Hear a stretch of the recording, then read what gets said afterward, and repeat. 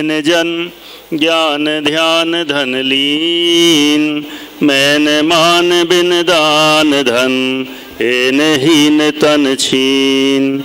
ये विधि मंगल करन ते सब विधि मंगल होत उदंगल दूरी सब तम ज्यों भानु द्योत।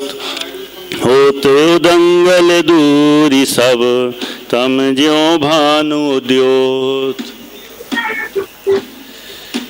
गुणस्थान विवेचन पर अपनी कक्षा कल से प्रारंभ हुई है, दूसरा दिन है और कल हमने गुणस्थान के संबंध में बहुत सारी जानकारियां प्राप्त की थी। आज और आगे बढ़ना है। आगे बढ़ने के पूर्व थोड़ा सा एक प्रश्न उठाते हुए हम बैक आते हैं और फिर उसके बाद जहाँ से हमने विषय छोड़ा था वहाँ तक ले जाते हुए आगे बढ़ेंगे। सबसे पहले मेरा प्रश्न है, गुणस्थान विषय द्रव्यानुयोग का विषय है कि करणानुयोग का विषय है ना? प्रश्न सरल तो है। कौन से अनुयोग का विषय है? करणानुयोग की आवाज आ रही है सब जगह से। कोई ऐसा है कोई कि ऐसा भी बोलता हो कि नहीं द्रव्यानुयोग का विषय है? कोई नहीं बोलेगा, एक जन बोल रहा है बस। देखो, अपन इसको करणानुयोग का विषय कहते हैं, है ठीक है, लेकिन यदि किसी अपेक्षा से देखा जाए तो इसको द्रव्यानुयोग का विषय भी कह सकते हैं। कई लोगों जिनको रहता ना कि करणानुयोग करणानुयोग करणानुयोग, करणानुयोग की परिभाषा भी ऐसी बना दी है कि करणानुयोग किसे कहते हैं? जो कठिन हो उसे करणानुयोग कहते हैं। करणानुयोग की ऐसी परिभाषा कहीं मिली क्या? ऐसी परिभाषा कहीं नहीं मिलने वाली। जहां पर भी करणानुयोग की परिभाषा मिलेगी वहां अलग अलग एंगल से, जहां कहीं पर कर्ण माने परिणाम भी कहा गया है और कहीं पर कर्ण का अर्थ गणित भी कहा गया है, अलग अलग एंगल से। जब कर्ण का अर्थ गणित लेते हैं तो वहां करणानुयोग में तीन लोक आदि की व्यवस्थाएं बताई जाती हैं, और जब कर्ण का अर्थ परिणाम लेते हैं तो वहां कर्मों की व्यवस्था बताई जाती है। लेकिन मेरा प्रश्न है कि इस गुणस्थान के विषय को हम करणानुयोग में डाल सकते हैं कि द्रव्यानुयोग में डालना चाहिए? तो ज़्यादातर सभी का उत्तर है कि यह विषय करणानुयोग का विषय है। कोई बात नहीं, चलिए अब जरा मैं थोड़ा सा आप लोगों से प्रश्न पूछता हूँ। तत्व कितने होते हैं? कितने होते हैं? 7 होते हैं, पक्का है ना? चलिए, पदार्थ कितने होते हैं? 9 होते हैं, ये भी सबको पता है। 7 तत्व 9 पदार्थों में के यदि अपन नाम गिने तो जीव, अजीव, आश्रव, बंध, संवर, निद्रा, मोक्ष 7 तत्व हैं, और पुण्य पाप और जोड़ दो तो 9 पदार्थ हो जाते हैं। अच्छा, मुझे बताइए कि इसमें आश्रव, बंध, ये दो तत्व कहे जा रहे हैं, ये विषय ये द्रव्यानुयोग का विषय है कि करणानुयोग का? बताइए। पक्का द्रव्यानुयोग का है ना? 7 तत्वों का विषय द्रव्यानुयोग का है, और इन 7 तत्वों में आश्रव और जो बंध कहे जा रहे हैं, ये आश्रव बंध भी किसके हुए? द्रव्यानुयोग के हुए। अब मुझे बताइए, गौमटसार जीवकांड, गौमटसार कर्मकांड, इसमें किसका वर्णन है? किसका है? कर्मकांड में किसका विषय है? कर्म का है ना। जीवकांड में भी किसका विषय है? जब जीवकांड और कर्मकांड ये आश्रव बंध की ही चर्चा करने वाले हैं तो जीवकांड कर्मकांड भी एक अपेक्षा से द्रव्यानुयोग का विषय सिद्ध होता है। और ये गुणस्थान विवेचन कहाँ से निकला? गौमटसार जीवकांड का ही तो विषय है। तो एक अपेक्षा से यह विषय भी द्रव्यानुयोग का भी सिद्ध होता है। ऐसा जानकर जो जिनको ऐसा लगता होगा कि अरे करणानुयोग करणानुयोग क्या पढ़ना, तो हमने उनके लिए एक नया परिभाषा बता दी कि गुणस्थान मात्र करणानुयोग का नहीं, किसी अपेक्षा से द्रव्यानुयोग का विषय भी बनता है। गौमटसार जीवकांड कर्मकांड भी अपेक्षावश द्रव्यान योग के विषय भी बन सकते हैं, इसमें कहीं कोई बाधा नहीं है। चलिए अगला प्रश्न है आपसे, गुणस्थान द्रव्य है, गुण है कि पर्याय है? सरल है ना प्रश्न तो। गुणस्थान द्रव्य है, गुण है कि पर्याय है? बहुत लोगों का जवाब आ रहा है पर्याय है। किसी का और कुछ तो नहीं है उत्तर?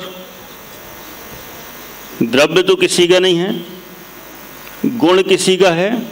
हाँ, किसी से कहीं से आवाज आ रही है, क्योंकि नाम ही क्या है, गुण स्थान, इसलिए कोई गुणों का स्थान होगा, इसलिए गुण होना चाहिए।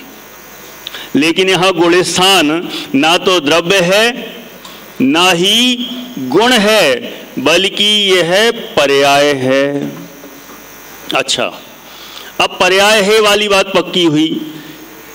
कौन से द्रव्य की पर्याय है? जीव, पुद्गल, धर्म, धर्म, आकाश, काल, 6 द्रव्य होते हैं जाती अपेक्षा से। कौन से द्रव्य की पर्याय है?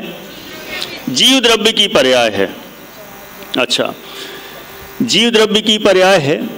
और इसमें भी यदि अपन देखें और गहराई से, जीव द्रव्य की पर्याय भी 2 प्रकार से कही जाती हैं, शुद्ध पर्याय और अशुद्ध पर्याय। अब बताओ, ये गुणस्थान जीव द्रव्य की कौन सी पर्याय है? कौन सी पर्याय है?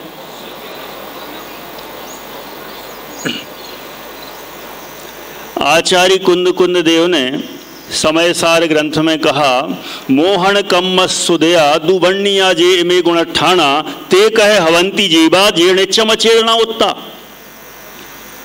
आचार्य कुंद कुंद समय सार ग्रंथ में कह रहे हैं, मोहन कम्म सुदया कि मोहिनी आदि कर्म के उदय आदि से उत्पन्न होने वाले गुणस्थान हैं। और इनको क्या कह दिया? अचेतन तक कह दिया। अभी तो हम अशुद्धि की बात कर रहे हैं। क्या कह दिया? ते कहे हवंती जीवा, उनको जीव कैसे कह सकते हैं? जेण इच्छम अचेतना उत्ता, तो उनको तो क्या कहा?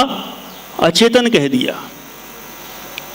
माने वास्तव में देखा जाए, अशुद्ध नय से गुणस्थान जीव के कहे जाते हैं। वास्तव में तो जीव शुद्ध नय की अपेक्षा से देखा जाए तो इन गुणस्थानों से अतीत ही है। कब अतीत है? कब अतीत है? जब हम सिद्ध भगवान बन जाएंगे तब हो जाएगा ना। अरे सिद्ध भगवान बन जाएंगे तब नहीं, अभी वर्तमान में ही गुणस्थान से अतीत है अपना स्वभाव। ऐसा यह गुणस्थान का बहुत ही बढ़िया प्रसंग है, विषय है। अपन कल इस पर विषय पर चर्चा प्रारंभ की थी, थोड़ी सी भूमिका बनाई। अभी वापस अपन वहीं पर पहुंचते हैं। एकदम स्टार्टिंग से सबको ध्यान होगा। गुणस्थान, हाँ जी बोलिए साहब। बहुत बढ़िया। आपका कहना है कि अधूरी बात रह गई, पर गुणस्थान को क्या कहें? शुद्ध पर्याय कहें कि अशुद्ध पर्याय कहें? गुणस्थान को अशुद्ध नय से देखा जाएगा तो अशुद्ध पर्याय ही कहा जाएगा। अपेक्षाएं बहुत हैं। जब यदि उनको किसी अन्य नयों की अपेक्षा से देखेंगे तो कहीं मिश्रपना भी घटित हो जाता है, सब बातें घटित होंगी। सामान्य रूप से तो अशुद्ध ही इनको कहा जाएगा। चलिए, अपन को ध्यान होगा, कल हमने देखा था ये गुणस्थान किससे बने हुए हैं? मोह और योग के निमित्त से बने हुए हैं। मोह और योग के निमित्त से। अभी हम इतने पर ही बात कर रहे हैं। देखा जाए तो परिभाषा तो अभी और आगे है। सिर्फ परिभाषा हम इतनी सी बात कर रहे हैं, मोह और योग के निमित्त से गुणस्थान बनते हैं। मोह जोग भवा, गौमठ सार जीव कांड में कहा है गुणस्थान मोह जोग भवा, कि मोह और योग से उत्पन्न होते हैं। अब मोह से उत्पन्न होते हैं तो हमने कल देखा था पहला गुणस्थान मोह से उत्पन्न होता है। तो कौन से मोह से? दर्शन मोहिनी के कितने भेद? 3 भेद। उनमें से पहला मिथ्यात्व। मिथ्यात्व के उदय से पहला गुणस्थान। दूसरा गुणस्थान जिसका नाम है सासादन सम्यक्त्व, किसके उदय से? अनंतानुबंधी के उदय से दूसरा गुण स्थान। तीसरा गुण स्थान दर्शन मोहिनी का दूसरा भेद सम्यक मिथ्यात्व, उसके उदय से तीसरा गुण स्थान। तीसरे गुण स्थान का नाम क्या है?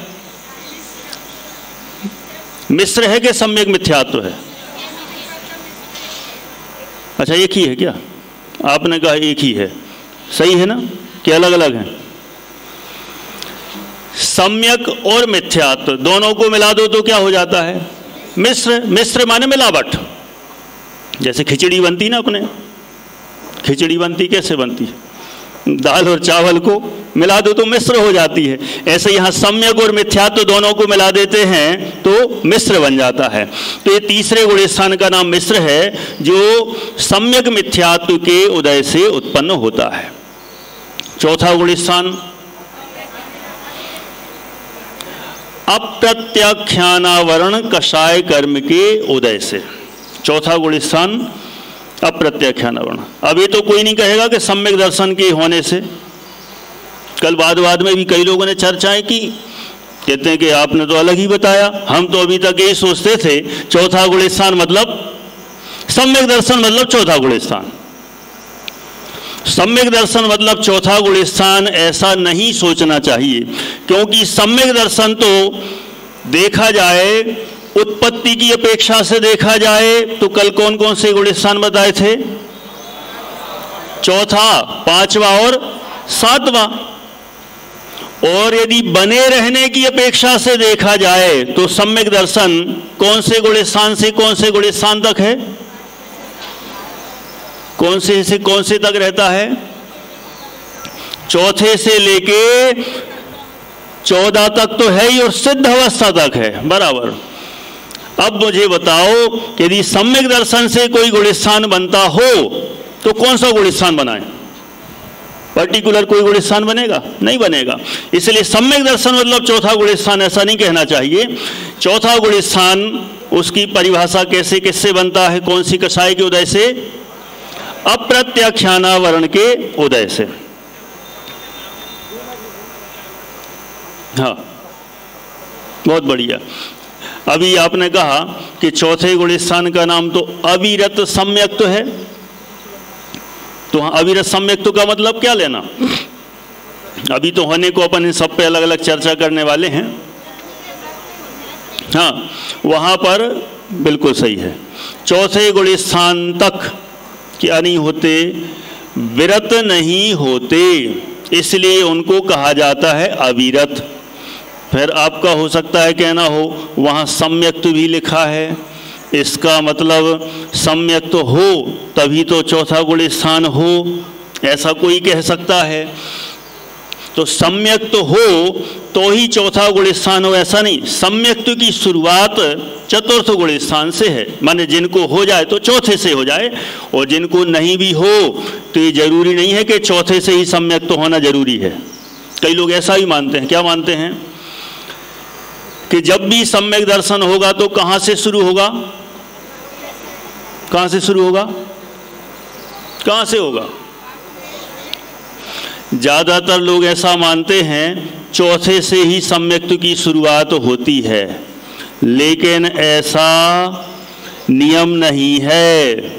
कोई भी जीव डायरेक्ट पहले गुण स्थान से पांचवें गुण स्थान में जाए, बस इतना नियम है कि वह द्रव्यलिंगी श्रावक होना चाहिए।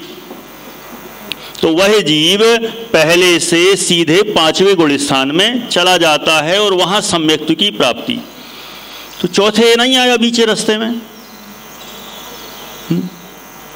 बीच रास्ते में चौथा आएगा कि नहीं आएगा? बताइए उल्लास भाई। नहीं आएगा। फिर वहां से कैसे डायरेक्ट जंप करके जाएंगे क्या? चौथे को छूता हुआ जाएगा ना। पहले बीच बीच में ऐसा चलता था, अपने इधर भी चर्चा में आता था कि ऊपर जब जाएंगे, कोई डायरेक्ट पांचवें में गया ना तो चौथे को टच करता हुआ जाएगा, छूता हुआ जाएगा, स्पर्श करता हुआ जाएगा, इस तरह की भाषा चलती थी। लेकिन चौथे को छूने की जरूरत नहीं है। अभी जो अपन पढ़ेंगे ना, अभी इसके बाद अगला टॉपिक, वहां तो ये भी बताने वाले हैं कि मोक्ष के लिए चौथे गुलिस्तान की जरूरत भी नहीं है। सुनना, अभी आएगा आगे प्रकरण पूरा आएगा कि अनेक लोगों को चौथा गुलिस्तान पसंद है। अभी अपन बात करेंगे इस प्रकरण के बाद कि कौन कौन से गुलिस्तान नहीं भी हो तो भी मोक्ष हो सकता है, और उनमें पहला नंबर चौथा ही गुलिस्तान का आता है। बोलो है? अपन देखेंगे क्रम से। अभी तो अपन आगे बढ़ते हैं। चौथा गुलिस्तान हो गया किसके उदय से? अप्रत्यक्षानावरण कसाई के उदय से। पांचवा गुलिस्तान प्रत्यक्षानावरण कसाई के उदय के निमित्त से। फिर छठवें से लेकर कहां तक ले जाना है? 10वें गुलिस्तान तक। कौन सी कसाई के उदय के निमित्त से? संज्वलन कसाई के उदय से। संज्वलन कसाई के कितने भेद बनाए थे? 5 भेद। कौन से 5?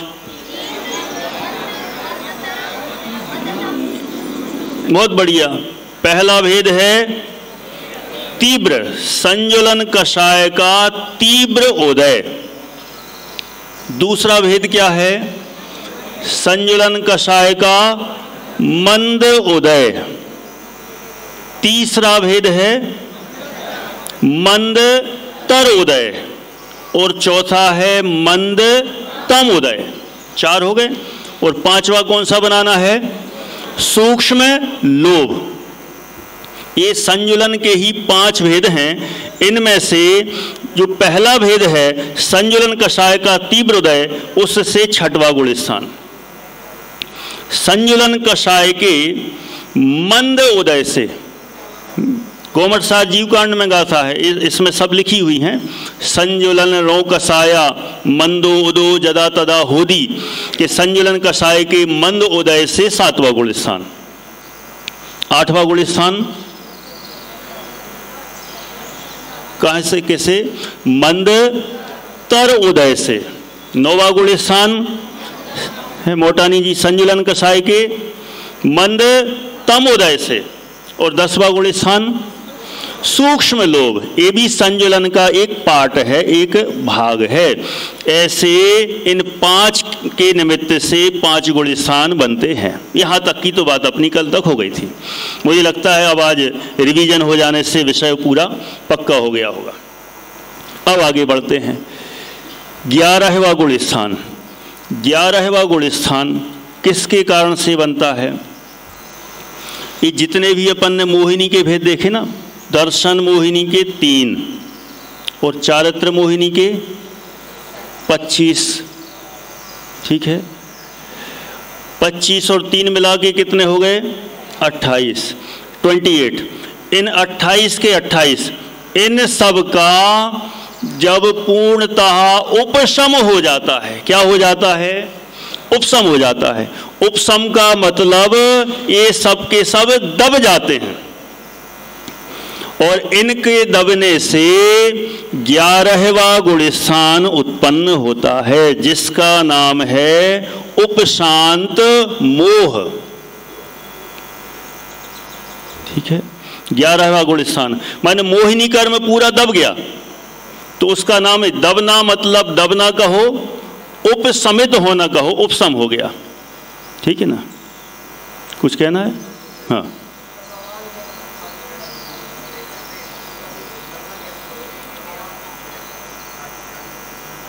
हाँ, इनका प्रश्न है, अच्छा प्रश्न है। गौतम गणधर नाम है इनका। विदिशा शिविर से देख रहा हूँ 2016 से, तब से ही 8वीं 6वीं 7वीं में पढ़ता था गौतम गणधर। हमने पहली बार नाम पूछा, जवाब देता था बढ़िया। हमने नाम क्या है तुम्हारा? कहता गौतम गणधर। मैंने भाई बहुत बढ़िया काम हो गया तुम्हारा। गणधर तो चाहिए यहाँ, गौतम गणधर।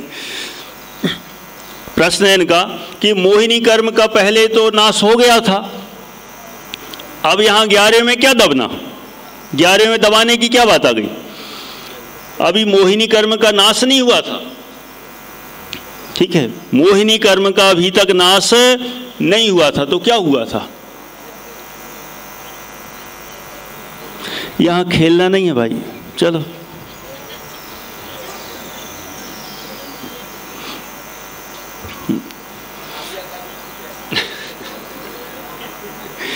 वो तो अपन को भ्रम हो जाता है आज्ञाकारी का बात मान गया धोखे से वही बात नहीं माना, वो तो जाना था सो चला गया, नहीं तो बार बार भगाते तो भी नहीं जाते तो मोहिनी कर्म अभी नष्ट नहीं हुआ था, कदाचित दर्शन मोहिनी नष्ट हो गया हो तो हो गया हो, यदि शायक सम्यक दर्शन जिसको हुआ होगा तो दर्शन मोहिनी नष्ट हो गया हो, लेकिन चारित्र मोहिनी अभी तक नष्ट नहीं हुआ था। उसके बाद में जब अपन गुलिस्थान आगे पढ़ेंगे तो बताएंगे, वे सब दबते चले जाते हैं और 11वें गुलिस्थान में मोहिनी कर्म पूरी तरह से दब गया। ठीक है शोभा जी थाने, और जब पूरा दब गया तो 11वें गुलिस्थान की उत्पत्ति हुई, जिसका नाम है उपशांत मोह। उपशांत कहो दब ना कहो एक ही बात है। अब अगला गुलिस्थान कौन सा है? 12वां गुलिस्थान। ये 12वां गुलिस्थान कैसे उत्पन्न होता है रुचि जी? कैसे? मोहिनी कर्म का पूरा क्षय हो जाना, अभाव हो जाना, नाश हो जाना, उससे कौन सा गुलिस्थान? 12वां गुलिस्थान। उसका नाम ही है क्षीण मोह। क्षीण मोह, क्षीण माने नष्ट हो जाना। मोहिनी कर्म जब पूरी तरह से नष्ट हो गया, चाहे दर्शन मोह हो चाहे चारित्र मोह हो, पूरा का पूरा नष्ट हो जाए मानस, तो कौन सा गुलिस्थान? 12वां गुलिस्थान उत्पन्न होता है, जिसका नाम है क्षीण मोह। 12 हो गए। अब आगे बढ़ते हैं 13वें गुलिस्थान की ओर। 12 गुलिस्थान तो मोहिनी के निमित्त से हो गए। अब उसमें कहीं उदय निमित्त है तो कहीं उपशम निमित्त है तो कहीं क्षय निमित्त है। और अब आते हैं 13वें गुलिस्थान। 13वां गुलिस्थान योग की मुख्यता से। ठीक है, मैं शब्द बराबर नाप तोल के बोल रहा हूं, योग की मुख्यता से, नहीं तो अभी है मोतीलाल जी, नहीं तो अभी कोई क्या है योग, मैं कहता ना 13वां गुलिस्थान योग के निमित्त से, तो आप अभी कह देते कि पहले में योग नहीं है क्या, दूसरे में योग नहीं है क्या, तीसरे में योग नहीं है क्या, तो मैंने पहले ही से बचा लिया अपने आप को। योग तो पहले से 13 तक सब में है, लेकिन यहाँ योग की मुख्यता कही जा रही है। मतलब योग की मुख्यता से, योग की मुख्यता मतलब योग के सद्भाव की मुख्यता से। किसकी मुख्यता से? योग के सद्भाव की मुख्यता से जो गुलिस्थान बनता है, यानी उसका नाम क्या है? संयोग केवली। क्या नाम है? संयोग। देखो उच्चारण में हमें ध्यान रखना है, कई लोग संयोग केवली बोलते हैं और लिखते हुए हैं तब भी सा के ऊपर बिंदी लगा देते हैं, और अभी लिख लिया हो तो बिंदी ऊपर से हटा देना। संयोग नहीं है, कौन सा है? संयोग केवली। योग सहित है और केवल ज्ञान सहित है, इसलिए संयोग केवली। योग के सद्भाव की मुख्यता से 13वां गुलिस्थान नितिन भाई। और 14वां गुलिस्थान अयोग केवली। अयोग केवली मतलब योग रहित गुलिस्थान। योग रहित माने योग का जिनके अभाव हो गया है, ऐसे वे अयोग केवली कहलाते हैं। कोई ऐसा भी कह सकता है सिद्ध भगवान तो भी तो योग से रहित हैं, उनको भी अयोग केवली कहो? नहीं, सिद्ध भगवान तो समस्त कर्मों से रहित हो चुके हैं, उनकी तुलना अयोग केवली गुलिस्थान से नहीं की जा सकती। कई बार बीच बीच में लोग प्रश्न भी करते हैं और वे मानते हैं कि 14वां गुलिस्थान और सिद्ध भगवान दोनों एक ही, ऐसा ही मानते हैं, लेकिन दोनों एक नहीं है, बहुत अंतर है। 14वां गुलिस्थान अयोग केवली का है और सिद्ध परमात्मा तो समस्त कर्मों से रहित हो गए हैं। 14वें गुलिस्थान में तो अभी कर्मों की 85 प्रकृतियां शेष हैं, 85 85 प्रकृतियां शेष हैं 14वें गुलिस्थान में, और सिद्ध भगवान की कितनी है?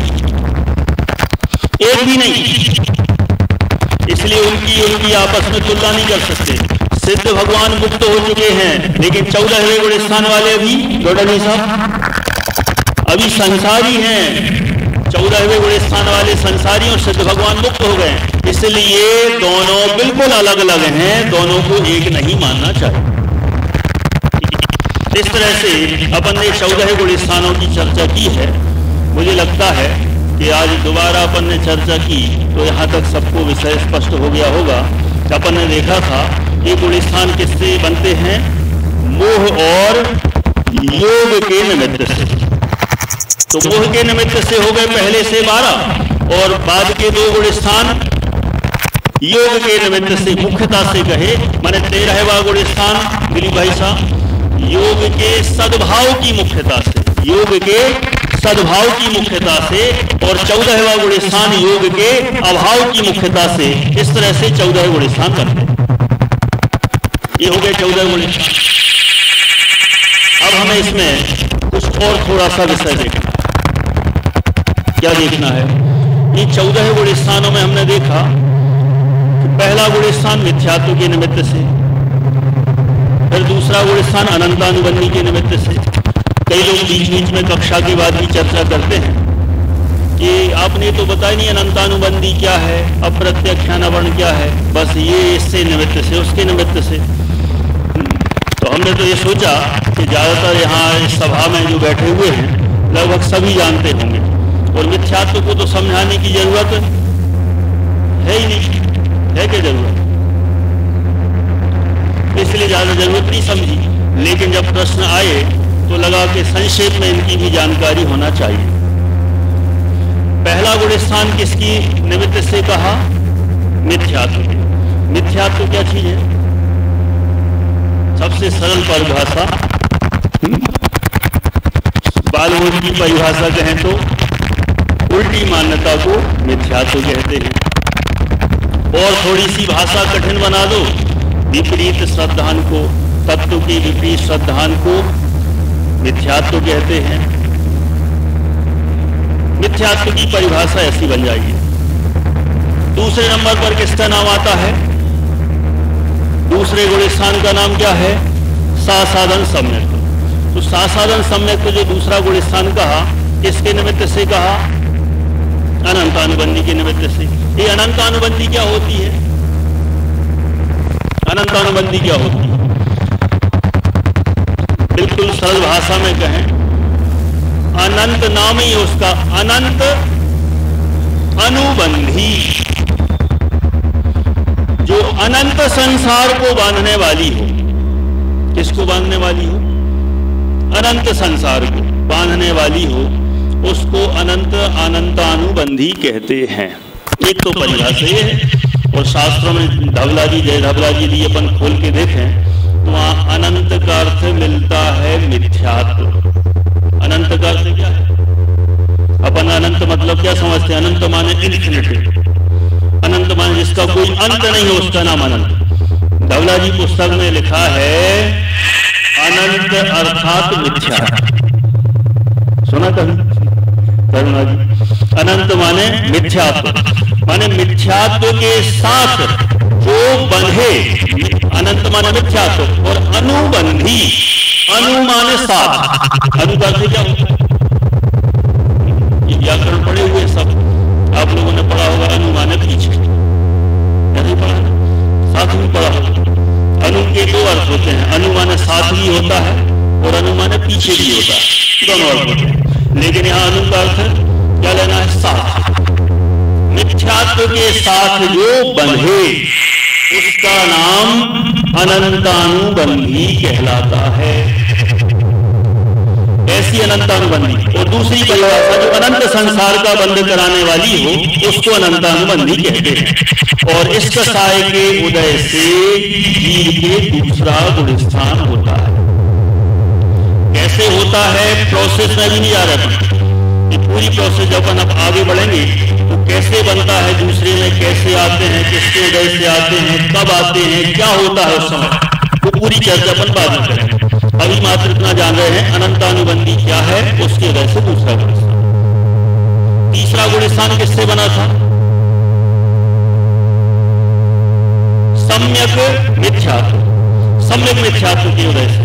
संजय जी भाई, सम्यक मिथ्यात्व, ये क्या है सम्यक मिथ्यात्व?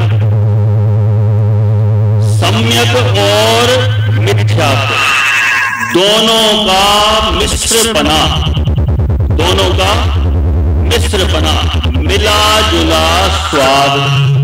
ऐसी कोई चीज है जिनका मिला जुला स्वाद आता हो और नया स्वाद आता हो? सबको श्रीखंड की याद आ गई होगी, खट्टा मीठा है। अब उसको क्या कहें, खट्टा कहें कि मीठा कहें? मॉडर्न श्रीखंड को ना तो हम उसको खट्टा कह सकते हैं और ना मीठा कह सकते हैं। तो तीसरी दशा क्या बताई? मिश्र, अथवा कहने में कह रहे थे खट मिठा। क्या नाम दिया है? खट मिठा। जो खट्टा भी हो और मीठा भी हो, दोनों को मिलाकर एक नया स्वाद बनता है। इसको हम ना तो मीठा कहेंगे ना खट्टा कहेंगे, दोनों को मिलाकर जो नया स्वाद बना खट मिठा। जैसे दोनों का मिश्र स्वाद है, उसी तरह से मिथ्यात्व और सम्यकपना दोनों ही एक साथ जहां मौजूद होते हों, उसे कहते हैं तीसरा गुलिस्तान, मिश्र गुलिस्तान, अथवा मिश्र अथवा कहें सम्यक मिथ्यात्व उसको कहते हैं। जहां पर सम्यक और मिथ्यापने का, दोनों पने का मिश्रण हो, उसको सम्यक मिथ्यात्व कहते हैं। अब एक सम्यक प्रकृति भी है, क्योंकि सम्यक प्रकृति के कारण से कोई भी गुलिस्तान नहीं बनता। मोहिनी में ऐसे 10 भेद बनते हैं जिनके कारण से कोई गुलिस्तान नहीं बनता। कौन सी? मोहिनी के कितने भेद बताए हमने? 28 भेद है ना, 28 में से 10 भेद ऐसे हैं जिनके कारण से कोई भी गुलिस्तान नहीं बनता। कौन से 10? बिल्कुल आंसर आ गया। पहला तो कौन सा था? सम्यक प्रकृति है, सम्यक प्रकृति हो गया। और हास्यादि नव नो कषाय, पर्टिकुलर इन कषायों के कारण से कोई गुलिस्तान नहीं बनता। तो 9 और 1 10, इनको माइनस कर दो। बाकी इनका भाव समझ लेते हैं। सम्यक प्रकृति, ये सम्यक प्रकृति क्या होती है? जिसके कारण से, जिसके होने पर सम्यक तो बना रहता है। क्या बना रहता है? सम्यक तो बना रहता है, लेकिन उसमें सम्यक में कुछ दोष लग जाते हैं। अब वो शब्द मैं नहीं कहूंगा, अभी यहां से आवाज आ गई, लिपसिंग ही हो गए कई लोगों को जिनको पता है, क्योंकि अभी वो शब्द बोलूंगा तो कहोगे क्या चीज होती है। तो अभी वो धीरे धीरे चलने दो, तो अभी वहां तक ही चलते हैं। माने उसमें दोष लगते हैं, बस सम्यक में दोष लगते हैं, जिसके कारण से सम्यक प्रकृति के उदय से। लेकिन सम्यक तो नष्ट नहीं होता और उससे कोई गुलिस्तान भी नहीं बनता। ना तो गुलिस्तान बनता है और ना उससे सम्यक तो नष्ट होता है, दोनों बातें नहीं होती। अब आगे बढ़े, अनंत अनुबंधी हो गई थी, उसके बाद किसका नंबर आता है?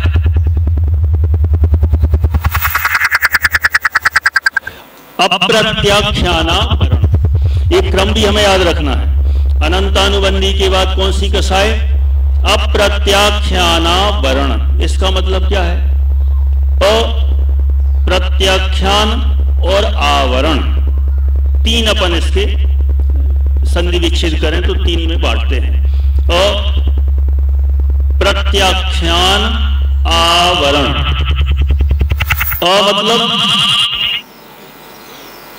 मतलब सब लोग बोल रहे हैं, कई लोग बोल रहे हैं नहीं। सही है क्या? अब हमारे शास्त्रीय विद्वान बताएंगे। मतलब आवाज आ गई कहीं से? किंचित। मतलब सब जगह अ का अर्थ सब जगह नहीं होता।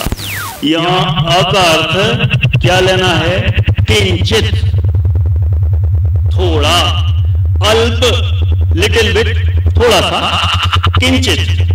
और प्रत्याख्यान मतलब होता है त्याग। राजेंद्र, प्रत्याख्यान मतलब त्याग। और आवरण, आवरण मतलब उस पर आवरण डाले। हंसा जी, आ माने किंचित, प्रत्याख्यान माने त्याग, और उस पर जो आवरण डाले उसको ढके, त्याग नहीं होने दे, उसको कहते हैं अप्रत्याख्यानावरण। इसका उदय कौन से गुण स्थान में कहा? अब होने को तो पहले से भी है, कई बाद में कुछ विशिष्ट विद्वान चर्चा करते हैं कि हमने तो सुना है पहले ही से उसका उदय। हाँ है, लेकिन अभी जब चौथे में मुख्यता से उसको लेते हैं, पहले में अनंतानुबंधी की मुख्यता अपन ने रखी, चौथे में वहां से। तो अप्रत्याख्यानावरण का मतलब जो किंचित भी त्याग नहीं होने दे। जो जीव संयम अंगीकार करना चाहते हैं, देश संयम अंगीकार करना चाहते हैं, पांचवें गुण स्थान में जाना चाहते हैं, देश व्रती होना चाहते हैं, 5 पापों का त्याग करना चाहते हैं, उनको 5 पापों का त्याग करने नहीं दे, उसका नाम है अप्रत्याख्यानावरण। 5 पापों का एक देश त्याग हो तो क्या होता है? 5 पापों का एक देश त्याग हो तो क्या प्रकट होता है? देश संयम प्रकट होता है, देश व्रत प्रकट होता है। लेकिन अप्रत्याख्यानावरण कसाय जब तक है तो वह किंचित भी त्याग नहीं होने देती, इसलिए उसका नाम रखा है अप्रत्याख्यानावरण। मैंने 5वें गुण स्थान में नहीं जाने की। 5वां गुण स्थान मतलब किंचित त्याग वाला, देश संयम वाला, देश व्रत वाला। लेकिन अप्रत्याख्यानावरण कसाय है तो 5वां गुण स्थान नहीं हो सकता। देश व्रत को जो नहीं होने दे, देश संयम को जो नहीं होने दे, 5 पापों का किंचित त्याग नहीं होने दे, उसका नाम अप्रत्याख्यानावरण कसाय है। ठीक है, समझ में आ रहा है? कनिष्ठ परिश्रम, ठीक है, कठिन तो नहीं है ज्यादा। पिछली बार से कहेंगे तो कुछ जवाब नहीं है ना। अश्विनी जी को तो पता ही। अब प्रत्याख्यानावरण हो गया। अब आगे बढ़ते हैं। कौन सी कसाय? प्रत्याख्यानावरण। प्रत्याख्यानावरण का मतलब, प्रत्याख्यान मतलब त्याग। प्रत्याख्यान तो समय सार वालों ने सब नहीं सुना।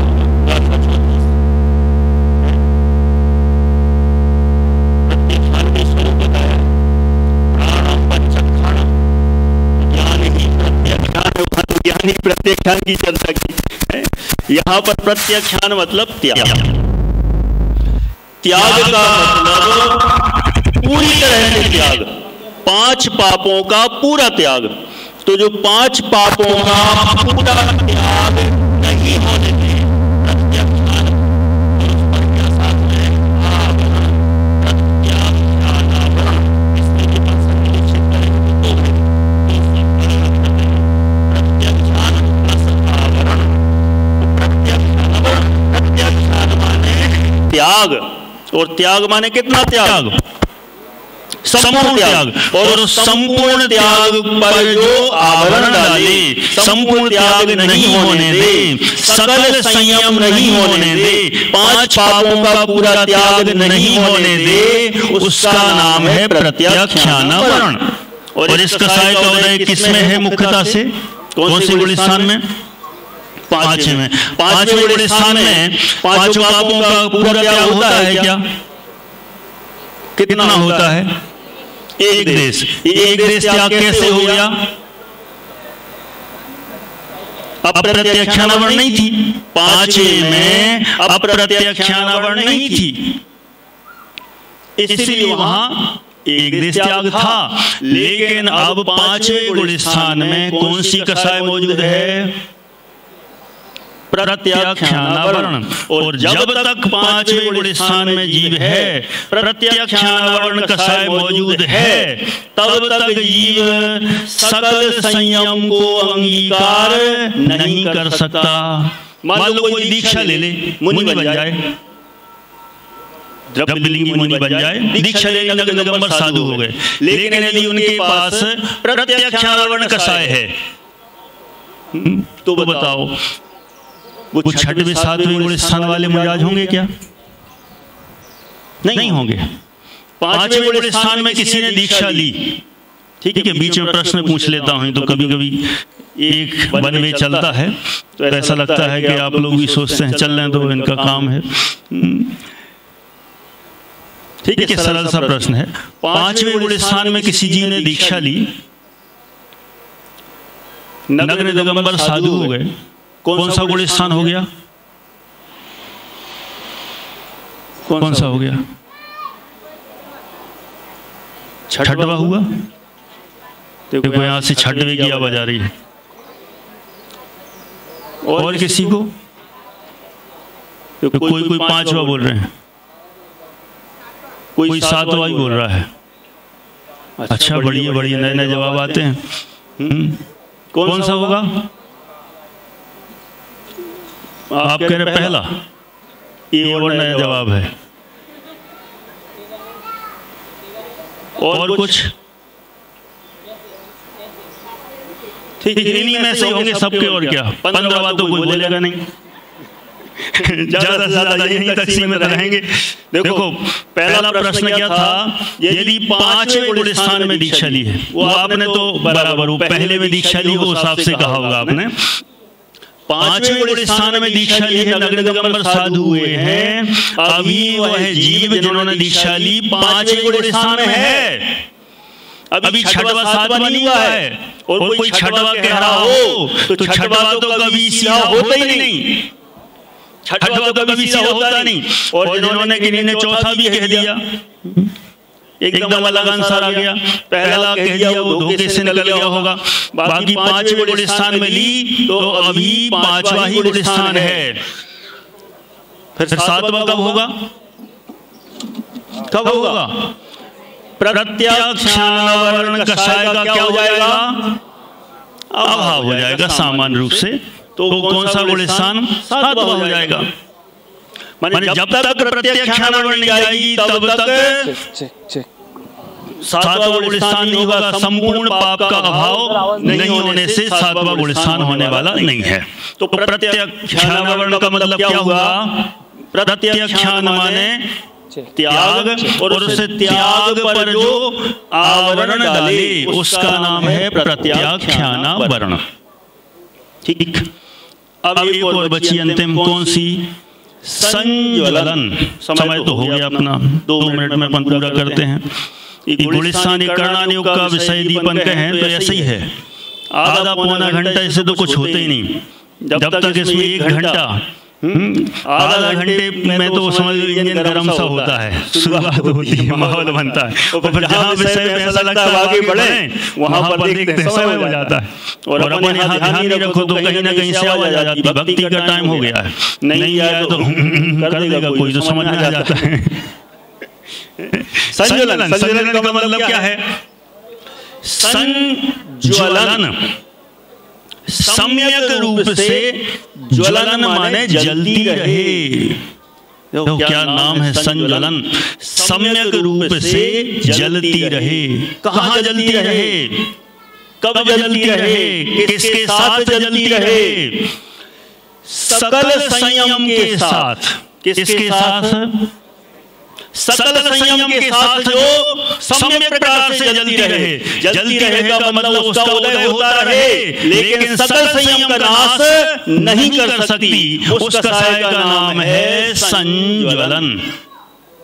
सम्यक रूप से जो सकल चारित्र के साथ ज्वलंत जलती रहे, उस कषाय का नाम संज्वलन कषाय कहलाता है। माने इसके उदय से सकल चारित्र का नाश नहीं होता, सकल चारित्र बना रहता है। ऐसा ऊपर ऊपर के छठवें आदि गुण स्थानों में होता है। इस तरह से अपन दर्शन मोहिनी के तीनों भेद, चारित्र मोहिनी के भेद देखे, और अंत में बची नो कषाय। नव नो कषाय, नो कषाय मतलब नो का मतलब क्या होता है? नो माने इंग्लिश का नो नहीं है। किसका नो है? हिंदी का नो है। ठीक है, हिंदी का नो अलग होता है, इंग्लिश का नो अलग होता है।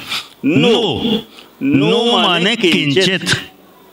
किंचित अल्प कषाय, जो मूल कषाय तो नहीं है किंतु अल्प कषाय कही जाती है, उसको नो कषाय कहते हैं। ऐसी नो कषाय सभी, और इनकी संख्या भी कितनी है? 9 है। 9 कषाय है और संख्या भी इनकी 9 कही गई है। इतनी चर्चा अपन आज की है। कल अपन और आगे बढ़ेंगे तो अपन सबसे पहले तो यह जानने का प्रयास करेंगे कि गुण स्थान 14 जो कहे गए हैं, उन 14 गुण स्थानों में हमें मोक्ष जाने के लिए 14 में से 14 ही जरूरी हैं कि कुछ कंसेशन भी मिल सकता है। अपन कल विचार करेंगे, शुरुआत में इसी पर चर्चा करेंगे। कई लोगों को ऐसा लगता है कि पूरे 14 के 14 ही होंगे तो कठिन होगा, कहीं कोई माइनस हो सकता है क्या, कम में भी काम है, सबको रहता है विकल्प, कम में काम चल जाए, कोई शॉर्टकट रास्ता हो, तो कल अपन जानने का प्रयास करेंगे। अभी अपना समय हो गया, यहाँ ही पूरा करते हैं। बोले पंच परमेष्टि भगवान की जय हो, जिनवाणी माता की जय हो।